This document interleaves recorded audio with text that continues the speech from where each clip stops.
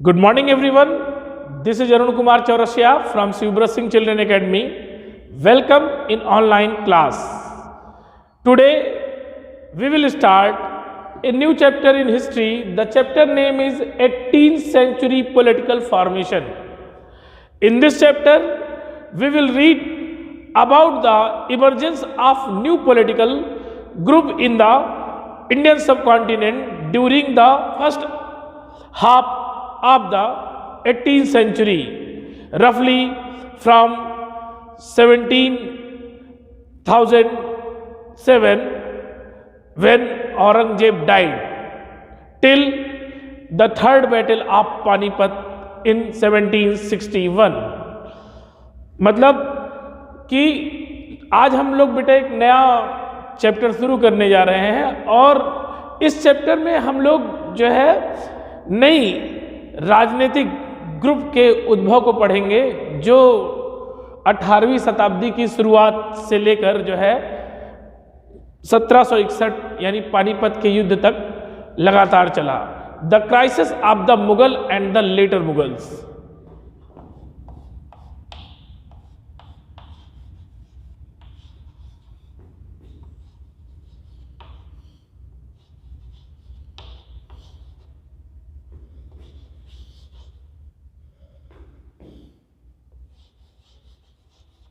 The crisis of the empire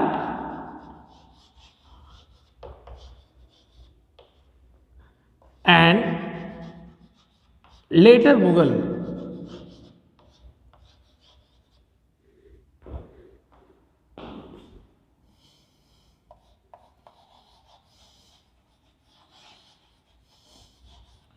means उत्तरकालीन मुगल शासक और जो है साम्राज्य पर बढ़ता हुआ संकट. In chapter 4 you saw how Mughal empire reach the height of its success and started facing a variety of crisis toward the closing year of the 17th century.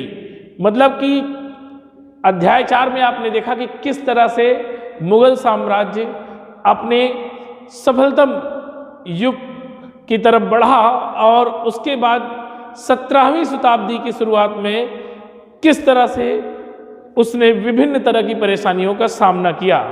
These where caused by number of factors. Aurangzeb had depleted the military and financial resources of his empire by fighting a long war in Deccan. मतलब इसके लिए बहुत ढेर सारे कारण जो है उत्तरदायी थे, परंतु जो सबसे प्रमुख कारण था वह औरंगजेब के द्वारा दक्कन पे जो आक्रमण किया गया, आक्रमण के बाद उसका आर्थिक शक्ति को खोना और साथ साथ जो है उसकी जो है सैन्य सेना का भंग हो जाना प्रमुख था. Then under his successor the efficiency of the imperial administration broken down.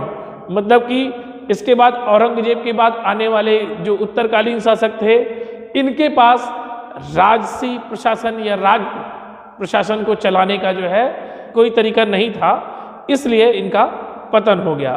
It become increasing difficulty for the later Mughal emperor to keep a check on their powerful mansabdar. अब जब उनके पास राज्य चलाने की, प्रशासन चलाने की क्षमता ही नहीं थी तो इसने जो है उत्तरकालीन मुगल शासकों के सामने एक और प्रमुख समस्या खड़ी की कि वे जो है जो प्रमुख उनके नोबेल थे, दरबारी थे, उनके ऊपर जो है पूरी तरह से नियंत्रण रख सके. क्यों? क्योंकि बेटा जो ढंग से प्रशासन को चलाएगा वही तो सही ढंग से निरीक्षण करेगा, जांच करेगा और ठीक ढंग से हर चीज़ों पर नियंत्रण रखेगा. लेकिन जब आपके अंदर जो है मतलब इस तरह की अयोग्यता है तो आप इन सभी चीज़ों में सक्षम नहीं है. Noble appointed as governor often controlled the offices of revenue and military administration as well. अब जो बेटा नोबेल्स या सूबेदार जो है मुगल शासन द्वारा किसी राज्य पर जो है मतलब भेजे जाते थे या बनाए जाते थे, तो बेटा उन्होंने राजस्व की सभी चीज़ों पर अपना अधिकार कर लिया, साथ साथ सैन्य शासन पर भी अपना अधिकार कर लिया। मतलब वे जरूर मुगल सत्ता के अधीन अपने जो है फायदे के लिए थे, परंतु आंतरिक रूप से वह जो है स्वयं में स्वतंत्र थे। Then this gave them extraordinary political, economy and military power over vast region of the Mughal empire. इन सब चीज़ों ने जो है जो मनसबदार हैं या सूबेदार हैं उनको जो है ढेर सारी राजनीतिक, आर्थिक और सैन्य ताकत दी उनके एक विस्तृत क्षेत्र पर। मतलब मुगल के एक विस्तृत क्षेत्र पर सूबेदार को भी बहुत अधिक ताकत प्राप्त हो गई। As the governor consolidate their control over the provinces, the periodic remission of revenue, capital decline. अब जो है धीरे धीरे जैसे जैसे जो है मतलब सूबेदारों का नियंत्रण होता गया, वैसे वैसे उनको जो है विभिन्न तरह की छूट राजस्व में दी जाने लगी। अब राजस्व की छूट के कारण धीरे धीरे मुगल साम्राज्य का पतन और तेज हो गया। क्यों? क्योंकि जो राजस्व में छूट थी, टैक्स में जो रिलैक्सेशन था बेटा, उसकी वजह से जो है उनकी जो कैपिटल थी वो खत्म हो गई।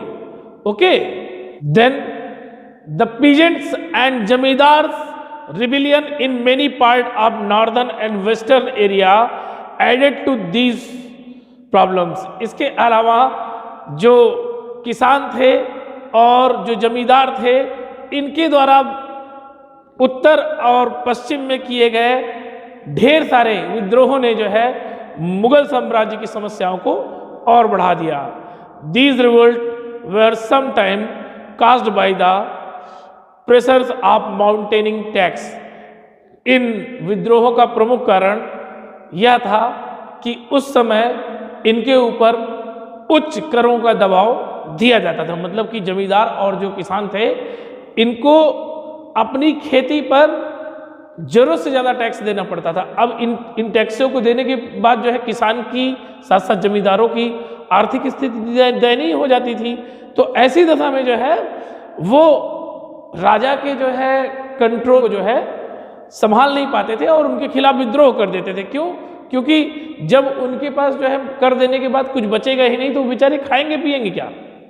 तो ऐसी दशा में वो लोग जो है विद्रोह कर देते थे।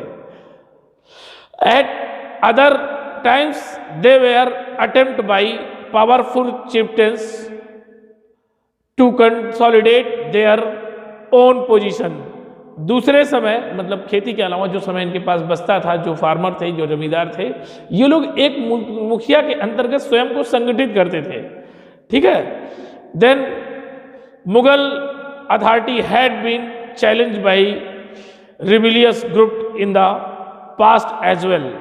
हालांकि जो मुगल साम्राज्य था वो पहले भी इस तरह संगठित शक्तियों के विद्रोहों का सामना करता था, but these groups were not able to seize the economic resources of the region to consolidate their position। मतलब कि ये जो ग्रुप थे ये इतने सक्षम नहीं थे कि ये आर्थिक लाभ उठाकर राज्य की अर्थव्यवस्था को नुकसान पहुंचाए और इससे अपने आप को संगठित कर ले। But Mughal emperor after Aurangzeb were not able to arrest the gradual shifting political and economic authority in the hands of provincial governor, local chieftains and other groups।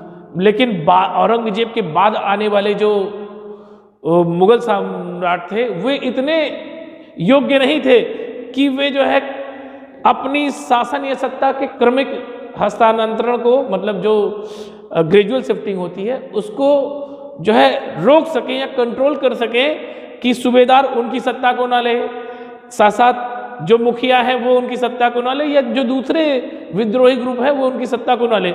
मतलब कि उनका पूरी तरह से अपने राज्य पर नियंत्रण खो चुका था मुगल, जो उत्तरकालीन मुगल शासक थे, मतलब वो योग्य नहीं थे। इस कारण जो भी थोड़ा मजबूत होता तो वो अपने आप को स्वतंत्र घोषित कर देता था। In the midst the economic and political crisis the ruler of Iran Nadir Shah sacked and plundered of the city of Delhi in 1739 and took away immense amount of wealth। मतलब in 1739 AD Afghan invader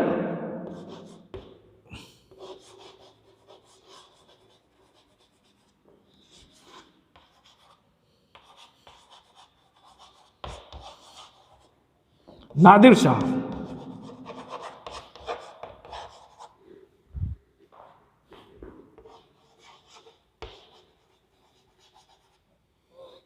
plundered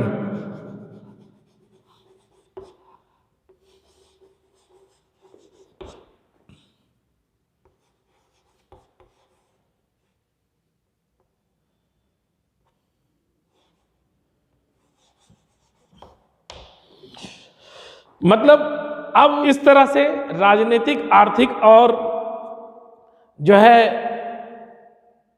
विभिन्न तरह के नुकसान को देखते हुए नादिर शाह जो कि एक अफगान आक्रमणकारी था, उसने 1739 में जो है मुगलों के ऊपर आक्रमण कर दिया और मुगलों की जो राजधानी थी दिल्ली, वहां पर उसने भरपूर लूटपाट की और साथ साथ अकूत धन संपत्ति को वो अपने साथ ले गया। Then the invasion was followed by a series of plundering raids by the Afghan ruler Ahmad Shah Abdali, who invaded North India 5 times between 1748 to 1761 AD। अब नादिर शाह के आने के बाद अफगान आक्रमणकारियों की एक लगातार श्रृंखला जो है भारतीय साम्राज्य को लूटती गई। क्यों? क्योंकि औरंगजेब के बाद लेटर मुगल में कोई भी पावरफुल जो है रूलर नहीं हुआ। इसकी वजह से जो है अफगान लगातार भारत पर आक्रमण करते रहे।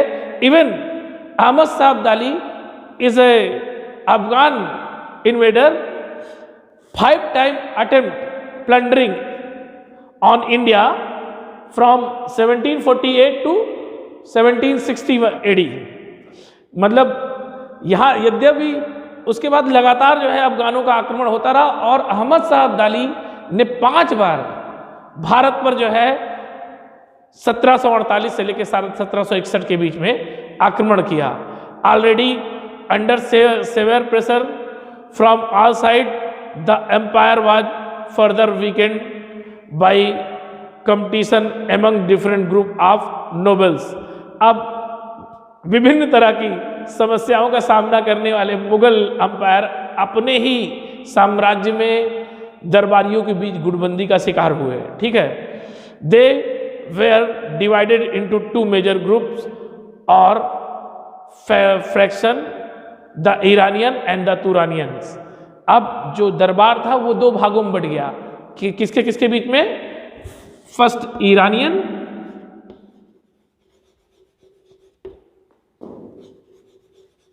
और सेकंड तुरानियन। तो अब जो मुगल दरबार था इतनी ढेर सारी जो है समस्याओं का ऑलरेडी वो सामना कर रहा था, उसके बावजूद दरबार में भी गुटबंदी होनी चालू हो गई और दरबार में 2 ग्रुप हुए। पहला तो जो है ईरानी जो कि प्योर ईरानी थे, इसके अलावा जो तुर्किश डिसिडेंट थे उनको तुरानीज बोला जाता था। वो जो है बेटा दोनों के बीच जो है गुटबंदी हो गई, वो लोग अपने अपने ग्रुप को सपोर्ट करने लगे।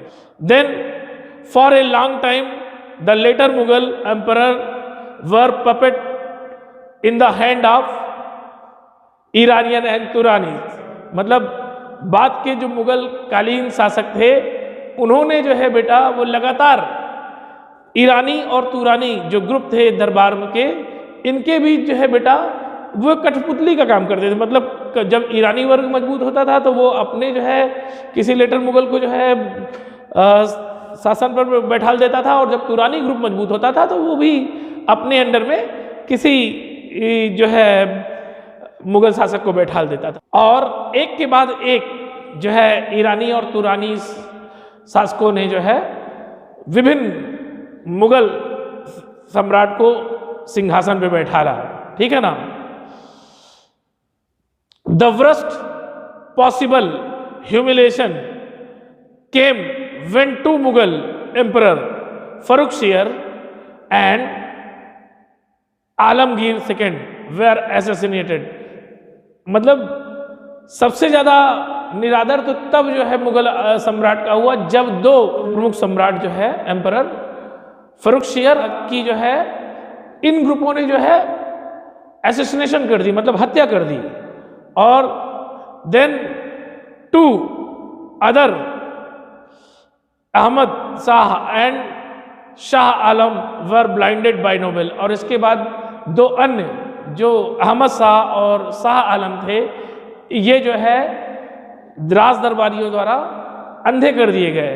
तो इसका मतलब इससे यह प्रतीत होता है कि दरबारी लोग राजा को बैठालते थे, राजा को फिर उसके बाद राजा अगर उनकी बात को नहीं मानता था तो उसकी हत्या भी कर देते थे। और इसके अलावा यदि जो है मान लीजिए कि उन्हें राजा किसी तरह परेशान करे तो इस तरह कठपुतली राजा हो गया था कि वे राजा को आंखों से अंधा कर देते थे। देन द इमर्जेंस ऑफ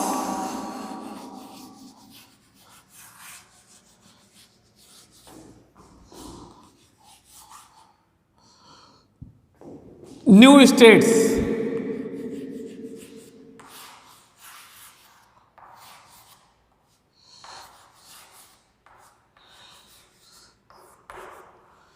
मतलब नए राज्यों का उद्भव। With the decline in the authority of the Mughal empire the governors of all large provinces subedars and the great zamindars consolidate their authority in different part of the Indian subcontinent through the 18th century. 18वीं शताब्दी में जब जो है मुगल साम्राज्य का पतन होने लगा उस समय विभिन्न राज्यों के गवर्नर सूबेदार और साथ साथ बड़े जमींदारों ने अपने अपने राज्य को संगठित किया। The Mughal umpire gradually fragmented into the number of independent regional state. Broadly, the state of the 18th century can be divided into the three important groups.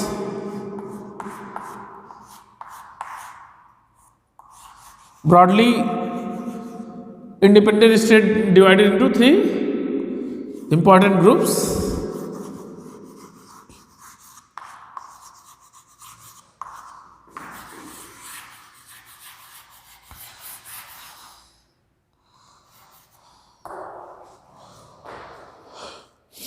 First, state that were old Mughal provinces like Awadh, Bengal, Hyderabad, although extremely powerful and quite independent, the ruler of these states, but they did not break their formalities with the Mughal Empire. देखिए सबसे पहले जो है जो मुगल साम्राज्य था वो धीरे धीरे ढेर सारे भागों में विभाजित हो गया और उसके बाद इसको मुख्यतः 3 समूहों के आधार पर बांटते हैं। सबसे पहला वे राज्य जो मुगल साम्राज्य के अंतर्गत आते थे जैसे कि अवध, बंगाल और हैदराबाद, जो कि यद्यपि आज बहुत शक्तिशाली और स्वयं में स्वतंत्र शासक थे परंतु फिर भी उन्होंने जो है मुगल अंपायर की फॉर्मेलिटीज़ को जो है नहीं ब्रेक किया। मतलब कि वो तब भी अपने आप को मतलब पॉइंट आउट करते थे under the Mughal empire. Then second state that has enjoyed considerably independence under the Mughal as watan जागीर।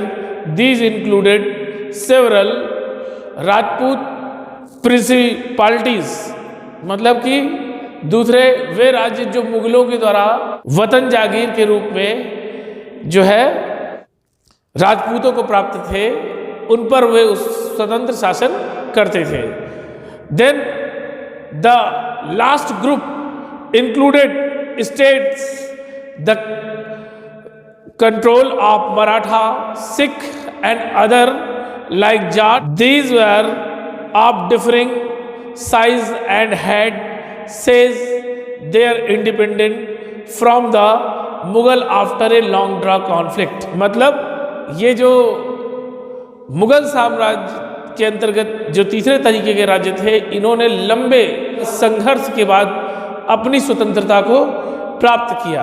अपनी स्वतंत्रता पाने के लिए इन लोगों ने कड़ा संघर्ष किया और अंततः अपने आप को स्वतंत्र कराया, जैसे कि मराठा, सिख और जो है जाट इत्यादि।